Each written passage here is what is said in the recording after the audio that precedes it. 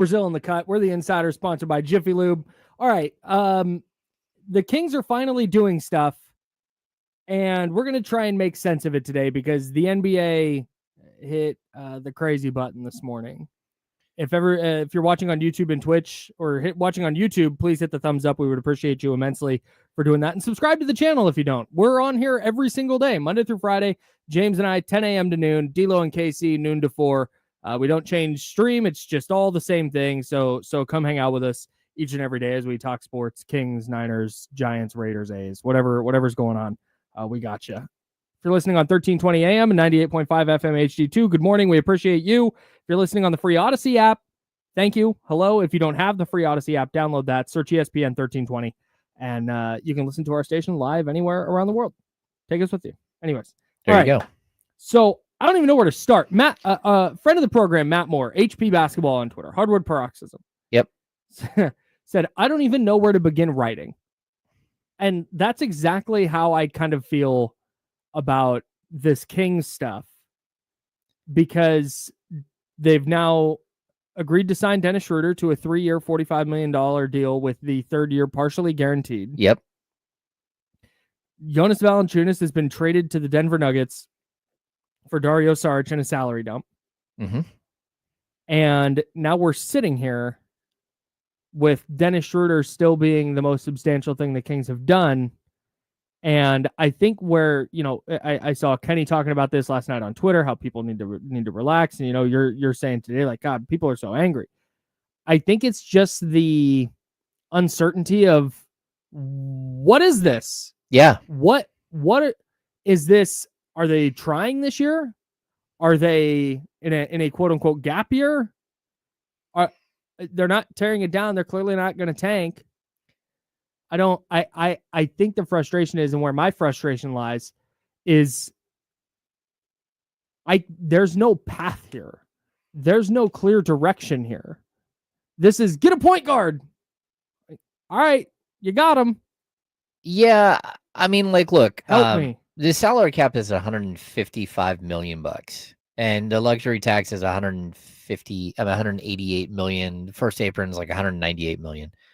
But you just signed a point guard, and I know people want to freak out because this is Dennis Schroeder's 10th team in his 13th NBA season. Fourth team in 12 months. He's not young, but he does do a lot of the things that the Kings want to do. He does play defense. He does push the tempo. He does shoot the three ball. He's not a perfect, he's not perfect at any of these things, but he is the best free agent point guard on the market. And people can bring up Ty Jerome, or they can bring up Tyus Jones or Trey Jones. The fact is, like, Dennis Schroeder's a better player than all of those guys. Mm-hmm. And he's also a more natural point guard than Ty Jerome. He's a better scorer than either of the Jones brothers. He's a better point guard. So I think where we kind of get caught up in this thing is, what exactly are the Kings doing with the Malik Monk situation? I know Jake Fisher had a lot of stuff on a potential sign-in trade for Schroeder and Monk last night. At this point, it does not appear that is what's happening. And basically, like, I can make sense of a swap, Dennis Schroeder for Malik Monk swap. And I can even tell people, like, look, when you hear that the Kings traded Jonas Valanciunas for Dario Saric and saved $5 million, they're not saving $5 million to put it in Vivek Ranadive's pocket. Mm-hmm. That's not what they're doing. Mm-hmm. What they're doing is trying to lower their salary right now so they can do other moves. Because if not, they're right up against the luxury tax. You signed Dennis Schroeder to a deal that starts at $14.1 million. That's the mid-level exception. They just gave up their mid-level exception, okay, right? That would have put them at roughly $183 million, and the luxury tax is $188. You have no room to move. You have $5 million to work with. Yeah, and at that point, if you would have signed Jake LaRavia, who the Kings lost yesterday, if you would have signed Jake LaRavia, you're at or over the luxury tax, and you're done, right? So by trading Valanciunas, now you drop all the way down to like $178 million. Now you got about $10 million to play under the luxury tax. And look, they're not done. At least I don't think they're done. they still have the ability to go out and sign more. Like we've heard the Russell Westbrook rumors, we've heard like Malcolm Brogdon. They're going to talk to Malcolm Brogdon, but They're going to Zoom with Malcolm Brogdon. Yeah, they're going to Zoom. They had all these Zooms set up yesterday. So, like at some point, you're still going to have to address the lack of depth at the forwards spots.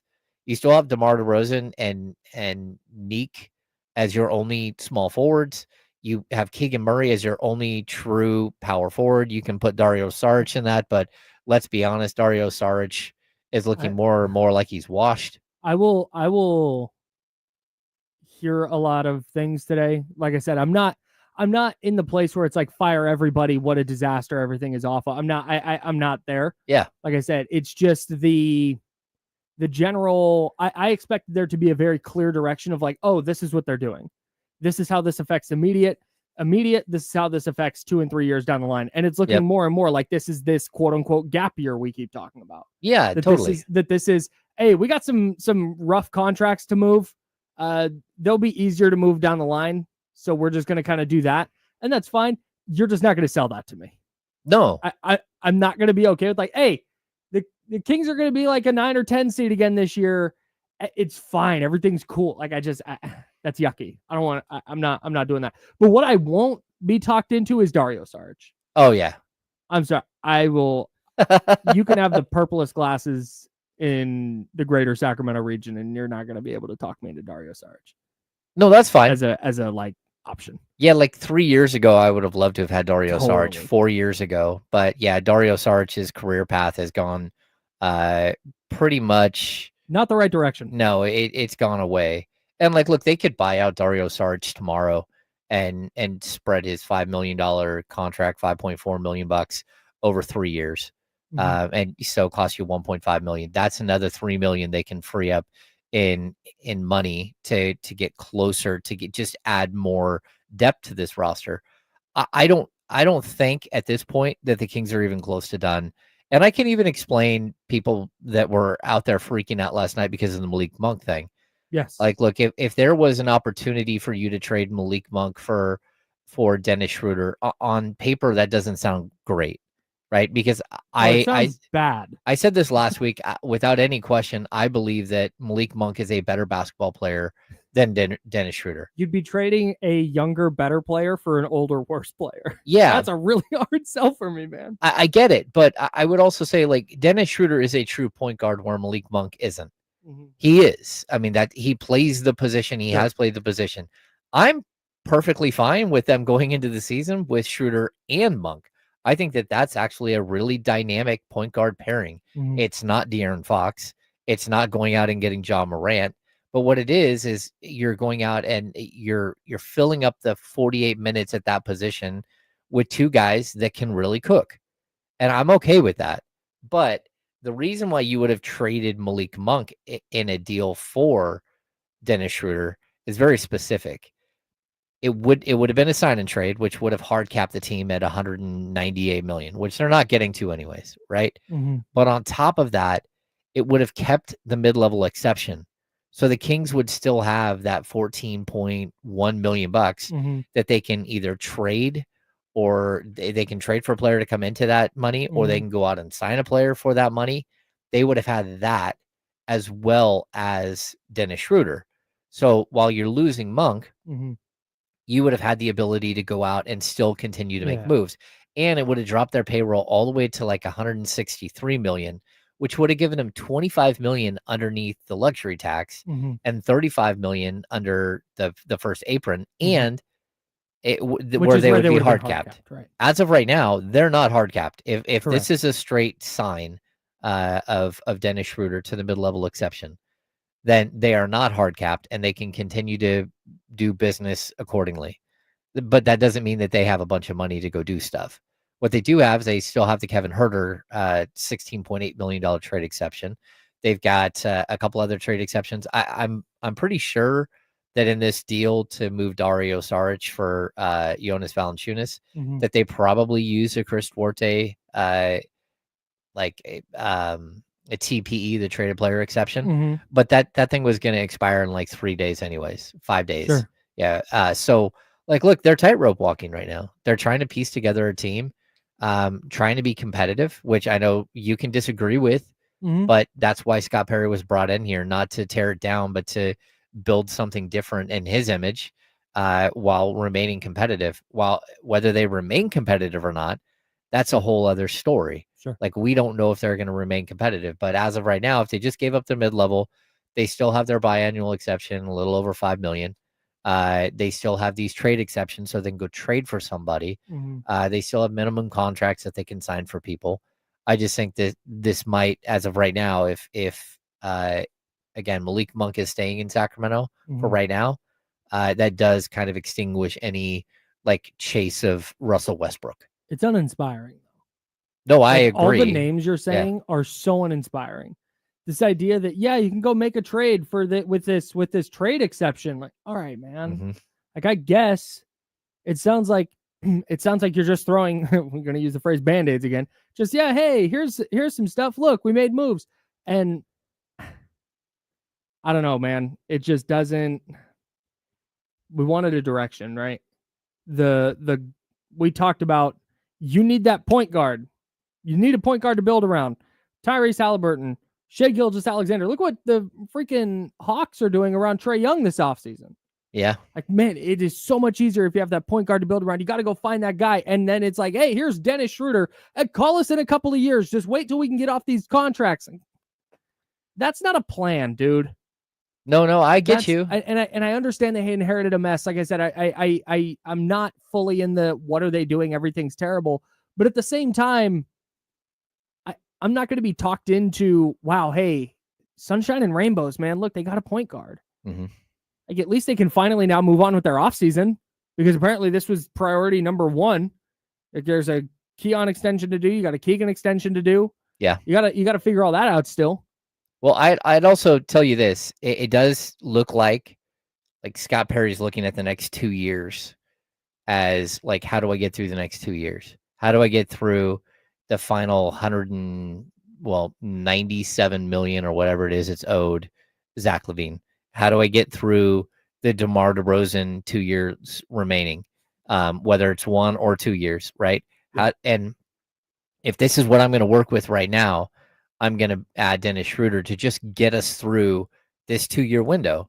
And that doesn't mean that it's a full 2-year window.